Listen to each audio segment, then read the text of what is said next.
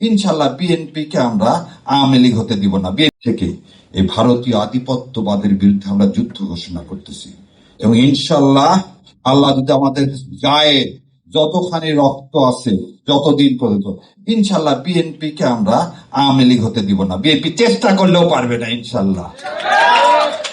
আর যদি চেষ্টা করছেন এই দেশটাকে ভারতের হাতে দেওয়ার, তাহলে কিন্তু পরিণতি খুবই ভয়াবহ হবে। আমার এই যে এরা যে 17 দফা বানাইছে তার মধ্যে একটা দফা বলছে সার্কটা ইন্ডিয়ার জন্য কখনোই কার্যকর হয় না। আপনি ইন্ডিয়াকে বাদ দিয়ে চায়নাকে নিয়ে আপনি সার্ক সচল করেন না কেন? কেন ইন্ডিয়ার দাসত্ব নিতে হবে? ইউনূস সাহেব পর্যন্ত কি কারণে ইন্ডিয়ার দাসত্ব নিলেন?